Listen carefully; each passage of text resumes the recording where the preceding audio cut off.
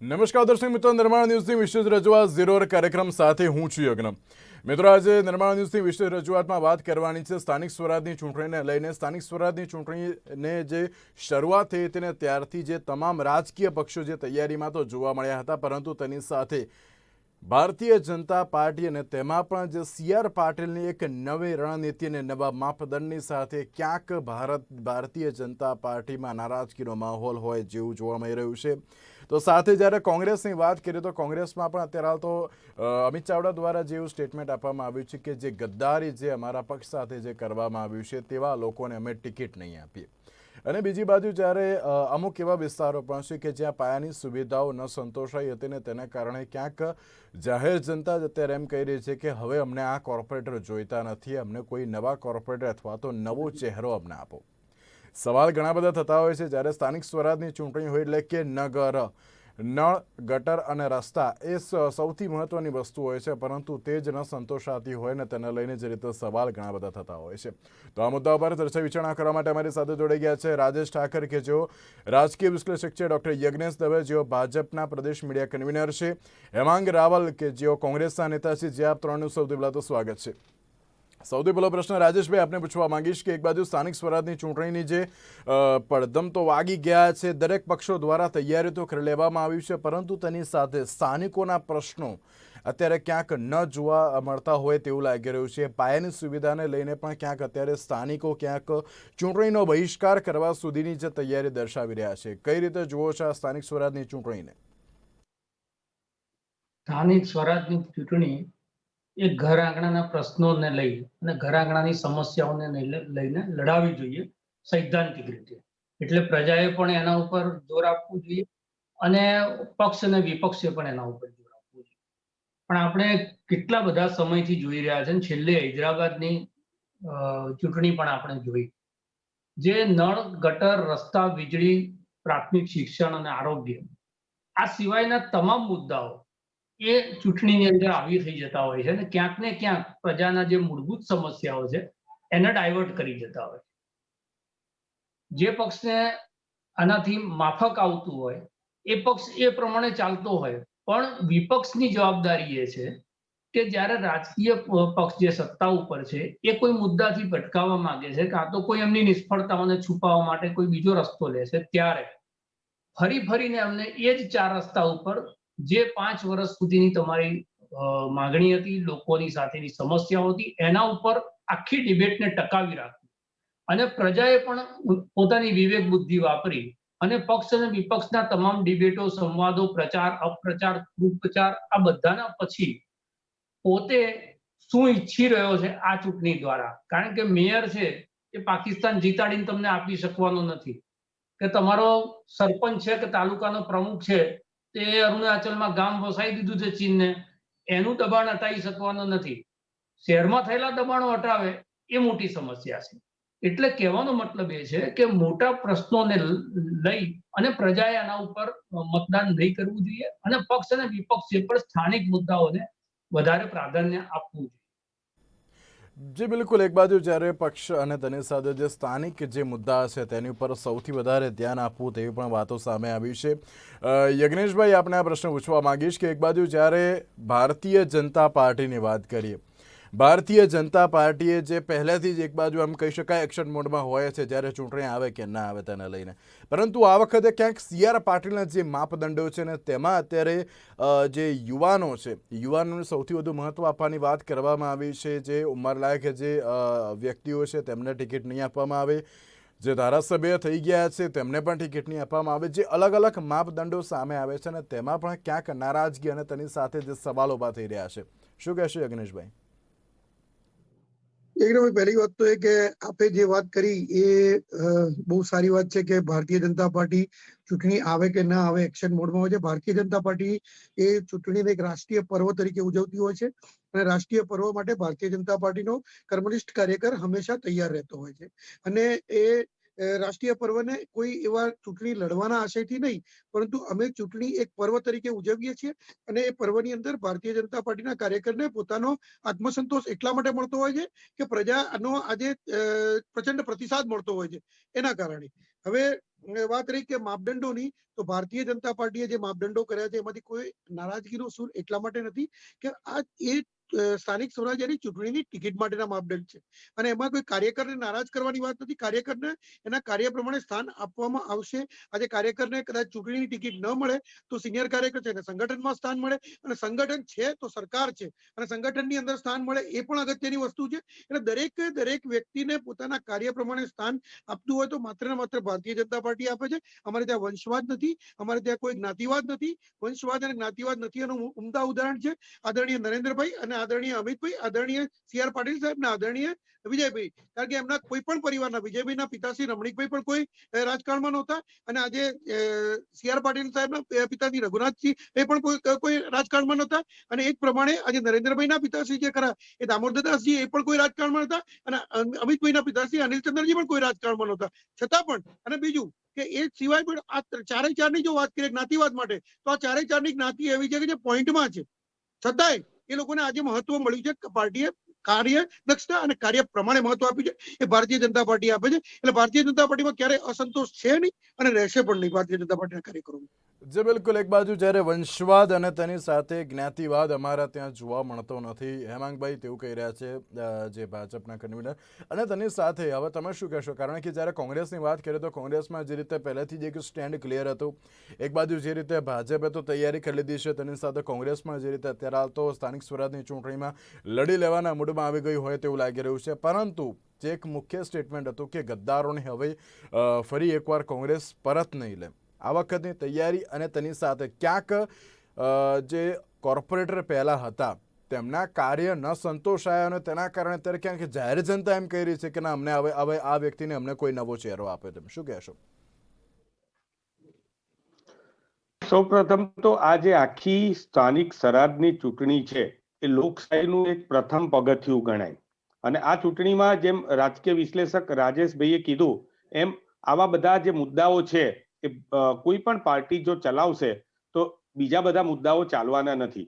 કારણ કે અત્યારે જે છે એ સામાન્ય જનતાને જે મુદ્દાઓ જે એકદમ ટચ કરતા મુદ્દા છે, તમને કહું 1.5 ઇંચ વરસાદની અંદર કેડ સમાડા પાણી ભરાઈ જાય. 15 વર્ષથી ભારતીય જનતા પાર્ટીનું ભ્રષ્ટ શાસન હોવા છતાં, 15 વર્ષથી હોવા છતાં કેડ ઇંચ પાણીની અંદર આપણે અહીંયા 1.5 ફૂટના પાણી ભરાઈ જાય, લોકો ગાડીઓ બંધ થઈ જાય, લોકોના ઘરમાં સુરતની અંદર પાણી આવી જાય.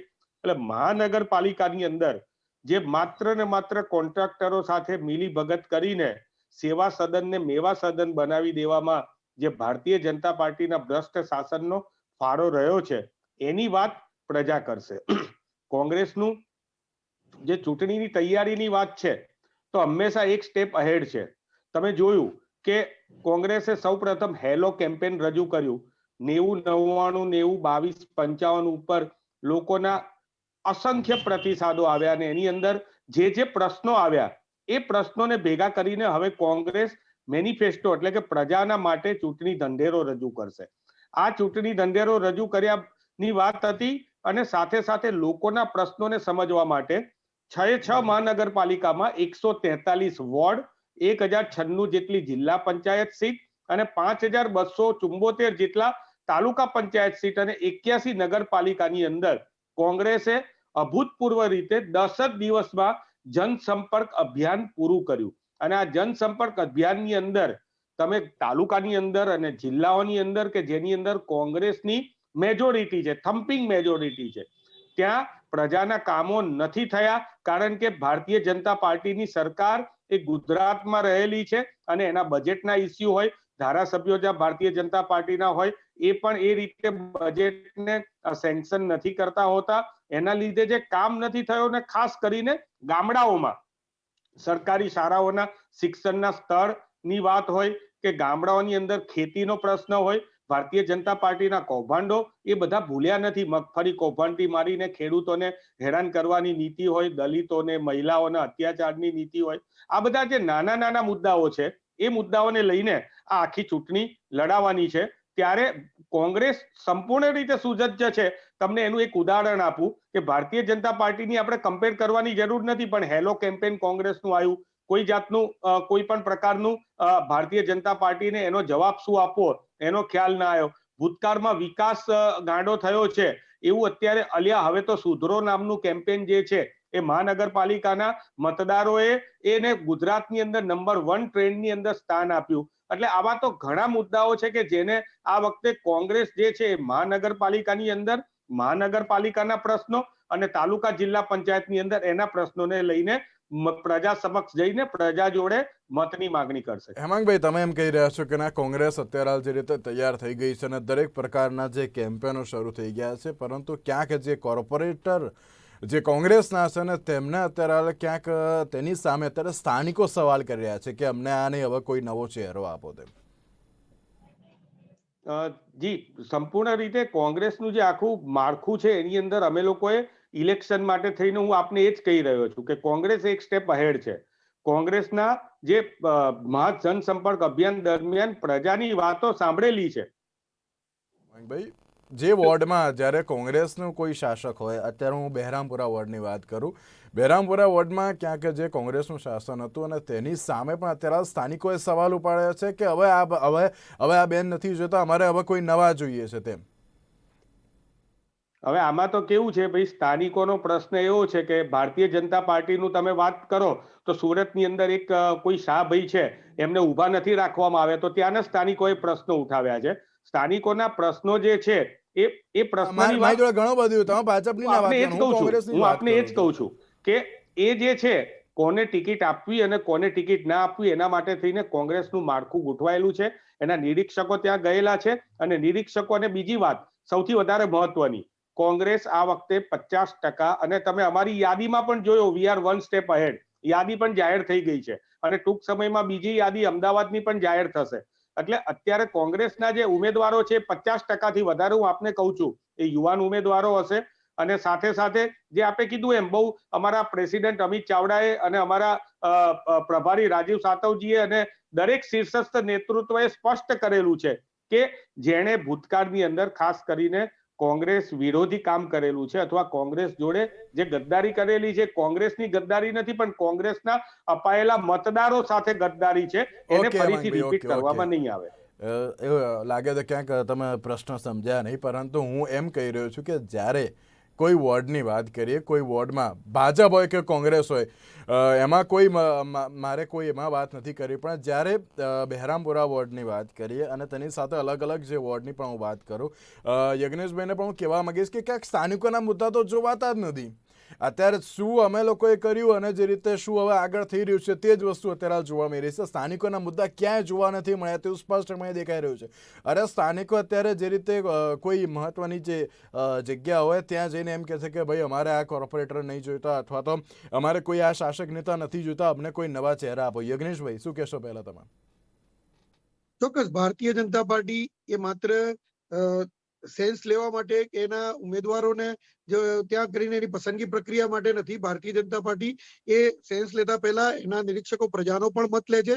માત્ર કેમ્પેન કરવા કે સોશિયલ મીડિયા ઉપર કેમ્પેન કરવા અને પછી ટ્રેન્ડ નંબર 1 બનાવવો પોતાના માણસો થ્રુ, એ ભારતીય જનતા પાર્ટી એમાં માનતી નથી. ભારતીય જનતા પાર્ટી એ આજે તમે જુઓ તો એક પેજ સુધી ભારતીય જનતા પાર્ટી ગઈ છે અને ભારતીય જનતા પાર્ટી પેજના કાર્યકરો આજે ફોટોગ્રાફ અને એક નોર્મલ વાત કહું યજ્ઞભાઈ, કે કોઈ પણ વ્યક્તિ પોતાનો ફોટોગ્રાફ ને અંગત વિગત ક્યારે આપવા તૈયાર થાય? જ્યારે લગ્ન સમય આપવા તૈયાર થતો હોય કાં તો એના નોકરી સમય આપવા તૈયાર થતો હોય. છતાં પણ આજે ભારતીય જનતા પાર્ટીના કેટલા વિશ્વાસથી એના કાર્યકરને આપે છે, તો એનો મત પણ એને આપશે અને એ ભરોસાથી એ આપે છે. બીજી વાત એ છે કે અમે જે એમની વાત હતી કે કેમ્પેન ચલાવ્યા, આ કર્યું, આવા બધા કેમ્પેન ચલાવ્યા ને આ બધી વાત હોય તો એમને ગ્રામ્ય વિસ્તારમાં ભારતીય જનતા પાર્ટીનું કોઈ મહત્વ નથી. તો છેલ્લી 8 ચૂંટણીઓ જે પેટા ચૂંટણીઓ થઈ એમાં ડાંગથી માંડીને ધારી સુધી તમામ ગ્રામ્ય વિસ્તારો જ હતા. એટલે મારા જે નેતૃત્વ છે કોંગ્રેસનું એ ભૂલી જાય છે કે એની અંદર એવા ગામડા હતા કે જ્યાં હજુ સુધી પાણી નથી પહોંચ્યું. ભૂલી જાય છે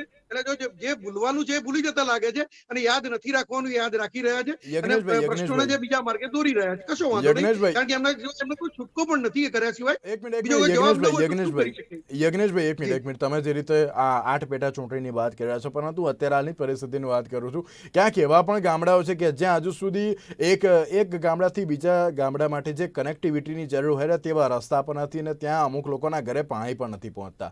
હું એટલે સ્થાનિક મુદ્દાની વાત કરું કારણ કે સ્થાનિક મુદ્દા જોવાતા નથી. જે રીતે ભાજપ હોય કે કોંગ્રેસ હોય કે કોઈ પણ અન્ય પક્ષ હોય તે અલગ અલગ મુદ્દાઓ પર જ જતી રહેતી હોય છે. હું યજ્ઞેશભાઈ તમારો વ્યૂ પછી લઉં. રાજેશભાઈ શું કહેશો? કારણ કે સ્થાનિક મુદ્દા કોઈ પણ વસ્તુમાં જોવાતા જ નથી.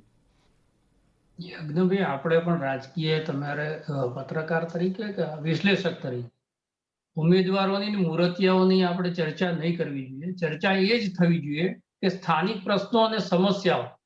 તમે છેક ગામડા સુધી જાઓ છો, હું અમદાવાદની અંદરના જ 2 અમદાવાદ બતાવું અને હેમાંગભાઈ ભૂલી ગયા 15 વર્ષની 25 વર્ષનું શાસન થયું છે. અમદાવાદમાં 2 અમદાવાદ છે.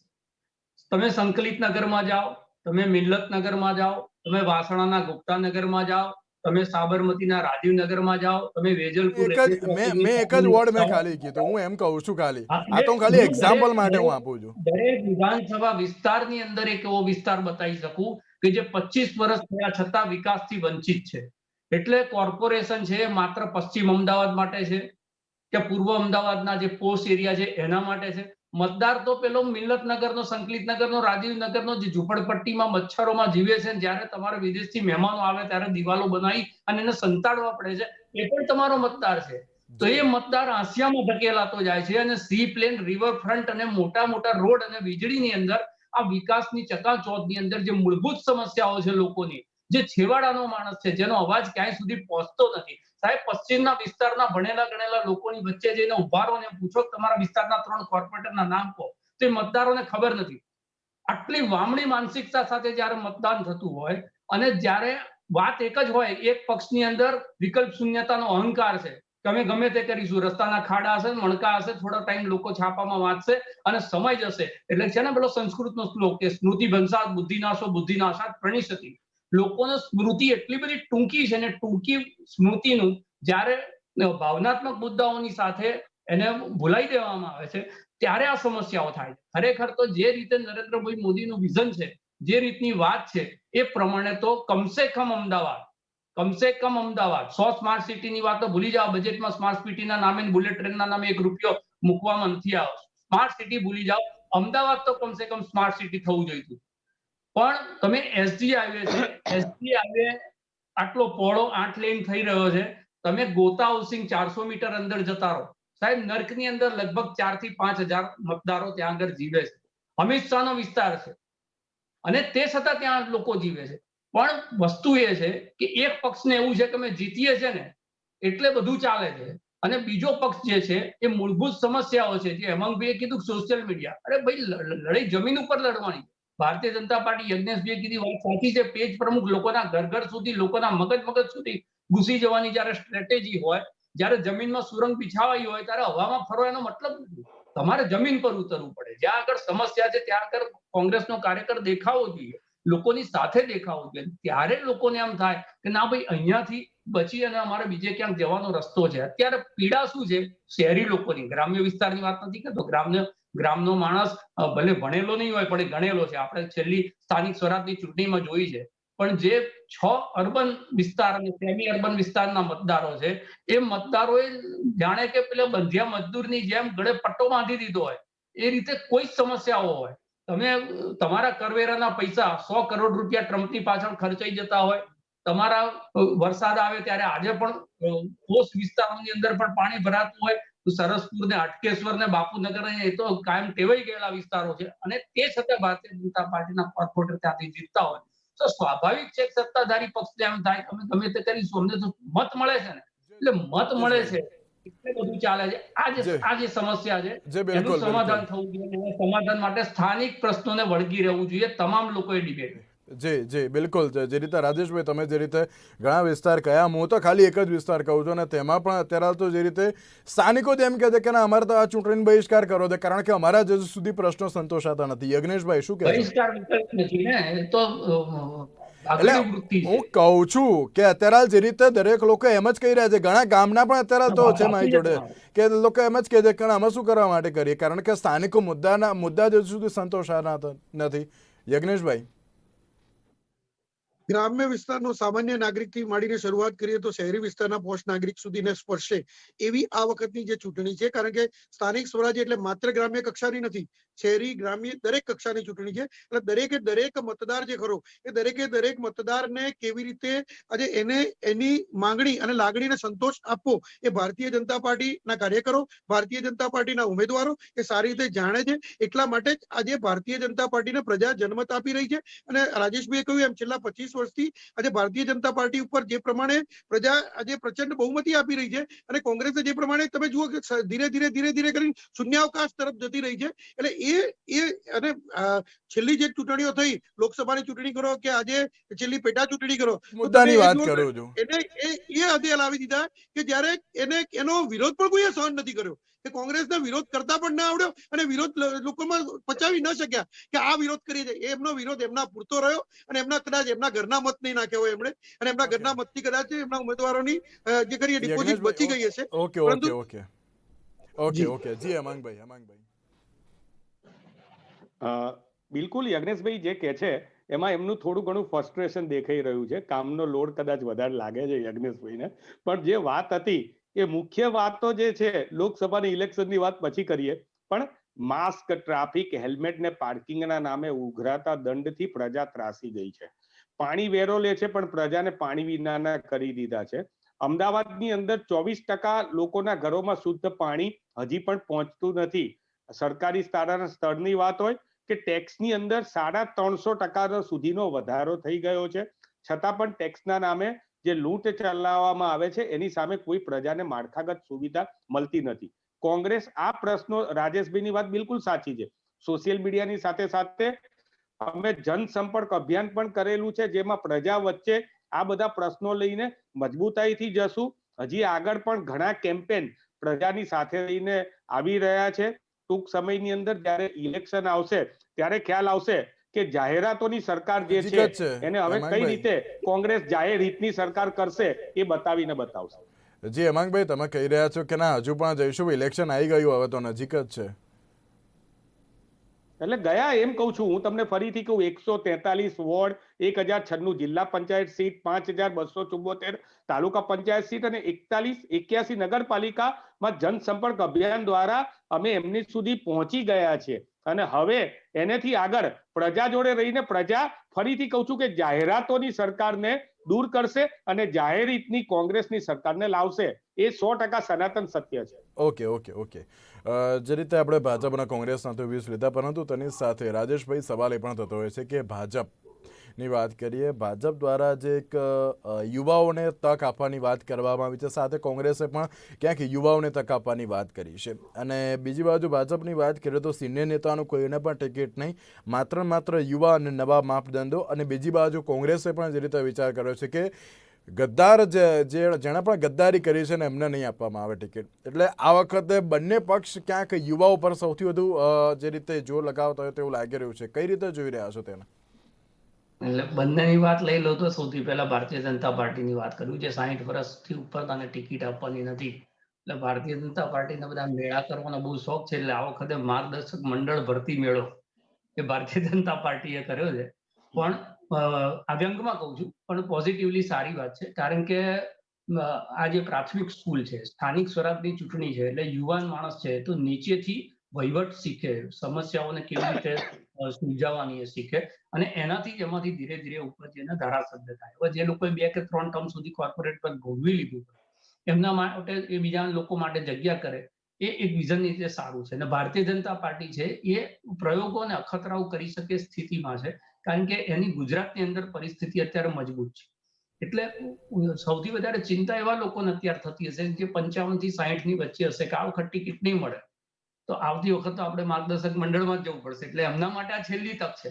એટલે કદાચ એમના માટે વલોપાતની પરિસ્થિતિ હોય, પણ યુવાનો માટે જે લોકો અત્યાર સુધી હતાશ હતા કે ભાઈ કમલમના આંકડે આપણે કોંગ્રેસના લોકોને બોલાવીને કેસ ઓઢાડવા પડે છે, તો આપણો વારો ક્યારે આવશે?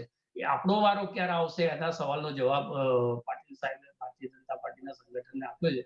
અને બીજી બાજુ જે વાત થઈ રહી છે કે કોંગ્રેસની, તો કોંગ્રેસે હવે તો એ કરવું જ પડે.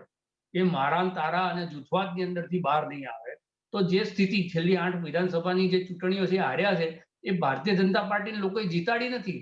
એમનો ગુસ્સો જે હતો એ કોંગ્રેસના ઉમેદવાર ઉપર ઠાલવ્યો કે ભાઈ અમે તો આટલી બધી પરિસ્થિતિમાં પણ ભારતીય જનતા પાર્ટીનો આટલો વેવ હોવા છતાં અમે તમને મત આપ્યો અને તે છતાં જો તમે અમારા ના રહી શકતા હોય, એટલે આ તો કોંગ્રેસે ચિંતન કરવાનો વિષય છે જ.